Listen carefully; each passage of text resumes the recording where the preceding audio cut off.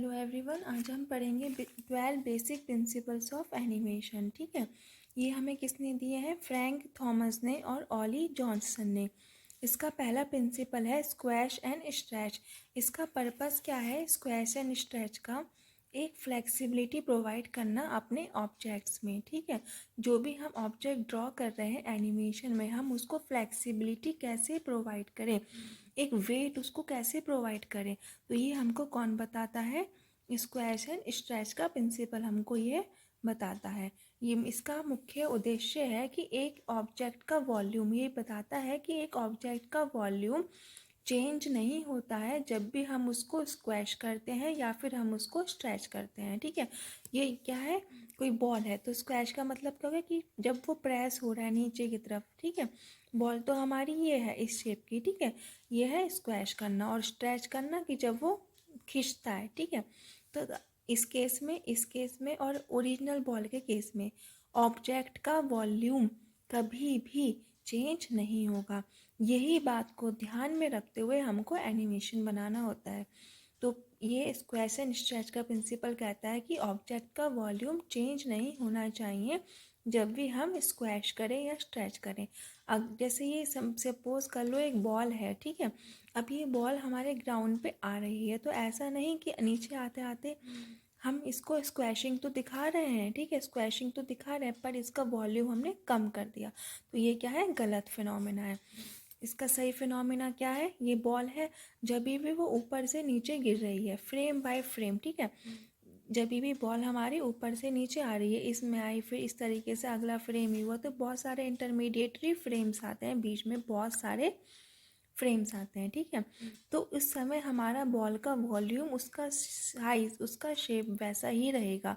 लेकिन जब वो ग्राउंड पे टच करने वाली होगी तो उसको एनिमेशन का इफेक्ट देने के लिए हम क्या दिखाएंगे कि हमारी बॉल क्या हो गई? स्ट्रेच हो गई थोड़ी सी। ठीक है, क्या हो गई है? वो ऐसे करके स्ट्रेच हो गई।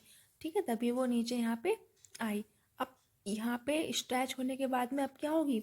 नीचे ग्राउंड पे टच कर गई, तब वो क्या होगा? स्क्वैशिंग होगी, यानी कि दबेगी, थोड़ी प्रेस होगी।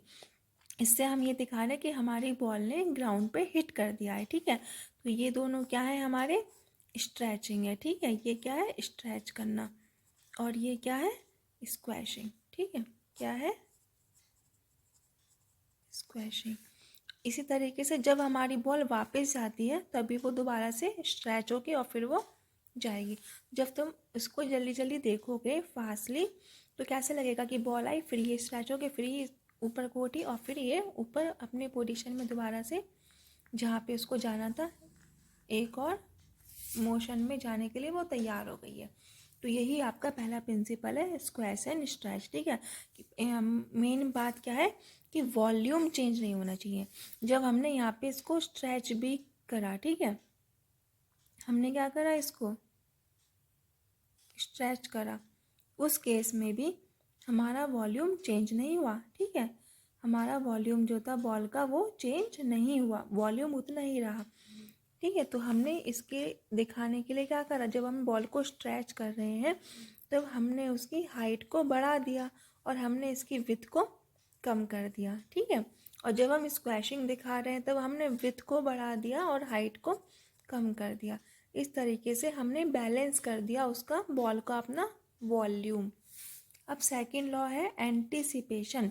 एंटीसिपेशन कहता है अपने ऑडियंस को प्रिपेयर करना किसी भी एक्शन के लिए, जिससे कि वो एक्शन हमको क्या लगे? रियलिस्टिक लगे, कि हाँ वो एक्शन सच में हो रहा है। ठीक है, तो एंटीसिपेशन से हम क्या करते हैं? सेकंड लॉ है एनिमेशन का, एंटीसिपेशन।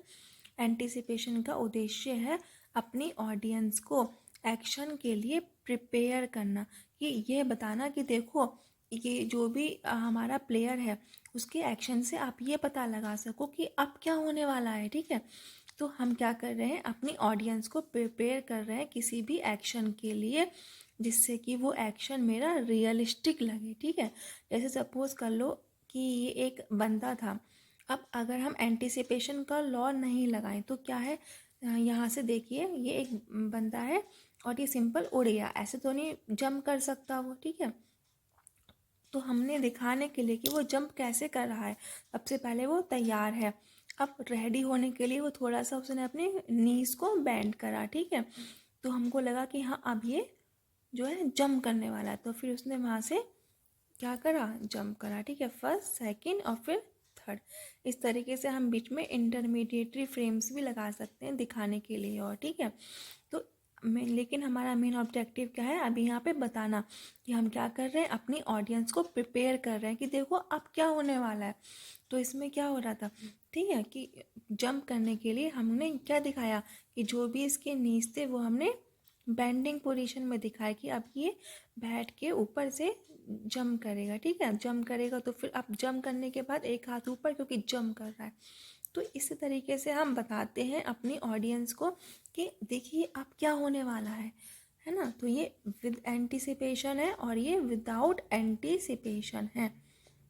थर्ड लॉ है एनिमेशन का, जो हमको इन्होंने दिए हैं फ्रैंक थॉमस और ऑली जॉनसन ने, स्टेजिंग, ठीक है। ये सारे लॉज किसने दिए हैं, फ्रैंक थॉमस और ऑली जॉनसन ने। स्टेजिंग कहता है अपनी ऑडियंस का अटेंशन कैसे ड्रॉ करा जाए, यानी कि अपनी ऑडियंस का अटेंशन कैसे पाया जाए और कैसे उनको ये बताया जाए कि जो भी सीन है उसमें इम्पॉर्टेंट क्या है, ठीक है।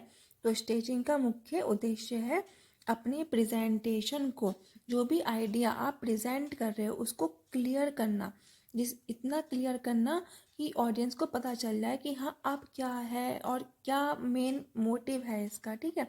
इम्पॉर्टेंट रोल में कौन है, कौन अनइम्पॉर्टेंट है। तो प्रेजेंटेशन ऑफ एनी आइडिया, किसी भी आइडिया को प्रेजेंट करना जिससे कि वो कम्प्लीटली, बहुत बिल्कुल पूरी तरीके से और अनमिस्टेकेबली, यानी बिना मिस्टेक करे क्लियर हो जाए। अनमिस्टेकबली से मतलब यह है कि हमको ये दिखाना है कि ऐसा ना हो जो इम्पोर्टेंट नहीं है हमने उसको भी इम्पोर्टेंस दे दी। तो हमको ऐसे क्लियर करना है कि जो आइडिया है प्रेजेंटेशन का वो अनमिस्टेकबली, यानी बिना किसी गलती के क्लियर हो जाए किसी हमारी ऑडियंस को। अब ये कैसे हुआ, एक एग्जाम्पल से जैसे समझते हैं इसको, ठीक है। सपोज कर लो ये एक बंदा है जो ऑडिशन देने के लिए आया हुआ है, ठीक है। तो अभी जब ये ऑडिशन देने के लिए आया हुआ है तो हमारी जो लाइट है, ठीक है, सेंटर ऑफ लाइट क्या होगा, ये होगा। तो हमने ये दिखा दिया कि ये क्या है, इम्पॉर्टेंट पर्सन है जो हमारा ऑडिशन देने के लिए आया हुआ है, ठीक है। अब मान लो इसका ऑडिशन अच्छा लगा, एक कोई जज थी जो वहाँ पे स्टेज पे आके उसको उसने प्रेस करना चाहा। तो जैसे ही वो जज हमारी स्टेज पे आई तो जो हमारी लाइट थी वो कहाँ पे आ जाएगी, इनकी तरफ आ जाएगी, ठीक है। जो भी हमारी लाइट है वो हम किसे शो करेंगे, सेंटर ऑफ अट्रैक्शन कौन हो गई, वो मैडम जो कि जज हैं, जो कि इसको प्रेस करने आई हैं। तो हमने जब हमारे लिए यह इम्पॉर्टेंट था पर्सन तब हमने इसको सेंटर ऑफ अट्रैक्शन दिखाया, ठीक है। हमने ऑडियंस को दिखाया कि आपके अटेंशन का पॉइंट कौन है, ये बंदा है, जब हमारे पास ये मैडम नहीं थी। और जैसे ही ये मैडम स्टेज पे आई तो हमने अपनी लाइट को, फोकस को यहाँ इनकी तरफ कर दिया, जिससे कि हमको ये पता चले कि ये इम्पॉर्टेंट पर्सन है जो इनको प्रेस करने आई हैं। और जब ये इनको प्रेस करेंगे तो हमारे सेंटर ऑफ लाइट दोनों पे जाएगी। तो यानी ऑडियंस को बिल्कुल क्लियर हो रहा है कि कौन इम्पॉर्टेंट है कौन इम्पॉर्टेंट नहीं है, ठीक है। जैसे एक के बाद कोई एक गतिविधियाँ होती हैं, ठीक है। पहले ये हो रहा है तो हमने ये देखा, जैसे कार्टून एनिमेशंस में आप देखते होंगे कि कोई भी एनिमेशन का करेक्टर है वो कुछ ढूंढ रहा है, ठीक, कोई ऑब्जेक्ट ढूंढ रहा है। तो पहले क्या दिखाते हैं कि देखो ये ऑब्जेक्ट यहाँ पे पड़ा हुआ है, फिर दिखाते हैं कि ये बंदा ये इसको ढूंढ रहा है, ठीक है। अब फिर जैसे अब फिर क्या दिखाते हैं कि इसने यहाँ ढूंढा, फिर इसने यहाँ ढूंढा, फिर इसको ये मिल गया। तो ऐसे क्या करते हैं, ये है स्टेजिंग। हम ये दिखा रहे हैं कि इम्पोर्टेंट क्या है, ठीक है। इस तरीके से हम अपने आइडिया को प्रेजेंट करते हैं। अगला है एनिमेशन हमारा straight ahead action and pose to pose. Straight ahead action और पोज टू पोज में क्या फ़र्क है। स्ट्रेट अहेड एक्शन वो होता है जिसमें हम फ्रेम बाय फ्रेम एनिमेशन को क्रिएट करते हैं, ठीक है। और पीयर पोज टू पोज में क्या होता है, इसमें हम कुछ एक फ्रेम बना देते हैं और फिर जितने भी बीच के फ्रेम्स होते हैं इंटरमीडिएटरी फ्रेम्स, उनको अपने आप ही हम फिल कर देते हैं। पहले हम स्ट्रेट अहेड एक्शन समझते हैं। Straight ahead action frame to frame बनाया जाता है, यानी कि सपोज़ ये हमारे पास में इतनी लंबी एनिमेशन की मूवी होने वाली है मेरी, ठीक है। तो इसमें मुझे ये दिखाना पड़ेगा कि पहले फ्रेम में ये बंदा क्या कर रहा है, ऐसे खड़ा है, दूसरे फ्रेम में क्या करेगा, ऐसे ही खड़ा है, तीसरे फ्रेम में क्या करेगा, इस तरीके से ऊपर हाथ कर लिया, सेकंड फ्रेम में दोनों हाथ ऊपर कर लिए, फिर इस तरीके से हम क्या कर रहे हैं, दोनों एक हाथ नीचे कर लिया, एक हाथ सीधा कर लिया। तो जब ये हम फ्रेम बाय फ्रेम बना रहे हैं पूरा एनिमेशन, तो ये क्या इसको बोलते हैं स्ट्रेट अहेड एक्शन, ठीक है। ये वो एक्शन है, एनिमेशन का एक पार्ट है जिसमें हम जो भी हमारे एक्शंस हैं उसको हम फ्रेम बाय फ्रेम क्रिएट करते हैं। इसका फ़ायदा क्या है कि इसमें हम डायनेमिक इल्यूज़न ऑफ मूवमेंट, है ना, बहुत ही अच्छे से डायनेमिक मूवमेंट किस तरीके से हो रहा है वो हम दिखा सकते हैं अपने मूवमेंट को। जो भी मूवमेंट है उसमें हम डायनेमिसिटी प्रोवाइड करते हैं स्ट्रेट अहेड एक्शन का इस्तेमाल करके। इसको हम यूज़ करते हैं जब हमें रियलिस्टिक सीक्वेंस दिखानी, जैसे सपोज़ कहीं फायर लग रही है, आग लगी हुई है, तो हमको वो दिखाना है, तो अब हम क्या यूज़ करते हैं, स्ट्रेट अहेड एक्शन। या सपोज़ कोई फाइटिंग सीन है, तो आपको तो एक एक करके सब दिखाना पड़ेगा ना, हर बाय फ्रेम, क्योंकि कुछ ना कुछ तो उसमें चेंजेस आने ही है ना। तो इसलिए हम स्ट्रेट अहेड एक्शन वहाँ पे यूज़ करते हैं। अब डिसएडवांटेज क्या है कि ये हार्ड होता है मेंटेन करने के लिए। क्यों? क्योंकि हमें क्या करना पड़ता है, कन्विंसिंग पोजेस बनानी पड़ती है अलॉन्ग द वे, ठीक है। सपोज ये था और उसकी एंड पोजीशन क्या है, ये थी इसकी एंड पोजीशन दोबारा से, ठीक है।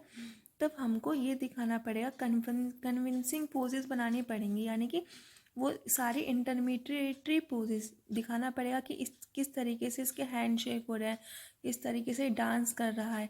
तो हमको वो सब जितनी भी बीच की पोजेस हैं उन सबको दिखाना पड़ेगा। अगर हमको चेंज करना है तो हमको सारी ही चेंज करनी पड़ेंगी। तो ये जो है इसका थोड़ी सी इसमें परेशानी है। अब पोज टू पोज में क्या होता है, इसमें हम कुछ की फ्रेम्स बना देते हैं और फिर बाद के इंटरवल्स को उसमें भर देते हैं। इसको हम यूज़ करते हैं ड्रामेटिकल सीन्स दिखाने के लिए। जैसे सपोज़ कोई हीरोइन है या तो वो क्या कर रही है, रो रही है, तो हम क्या दिखाएंगे कि वो इस फ्रेम में दिखाएंगे कि वो रो रही है, यहाँ पे भी रो ही रही है, ठीक है, यहाँ पे भी रो ही रही है। बाद में उसको इंटर में जितने भी फ्रेम थे सब में तो दिखाने की ज़रूरत नहीं है, बार बार रिपीट नहीं करेंगे, तो हमने उसको फिल कर दिया। या फिर कोई करेक्टर है वो क्या कर रहा है, जंप करेगा, तो फिर वो प्रिपेयर करेगा अपने आप को, ठीक है, और फिर वो यहाँ पे जो है आ गया, ठीक है, ये यहाँ से जंप करके फिर वो यहाँ पे आ गया। तो हमने पहले पोज बनाई, हम बीच की पोज बनाई और लास्ट पोज बनाई, फर्स्ट पोज, इंटरमीडिएटरी और लास्ट पोज बनाई। और जिस तरीके से उसने जंप करा, ठीक है, जिस तरीके से वो जंप करेगा उसको हम क्या कर देंगे, भर देंगे अपने बीच के फ्रेम से। तो ये है पोज टू पोज। बाकी जो है 4 प्रिंसिपल्स बता दिए हैं, नेक्स्ट प्रिंसिपल्स नेक्स्ट वीडियो में बताएंगे। Okay, thank you.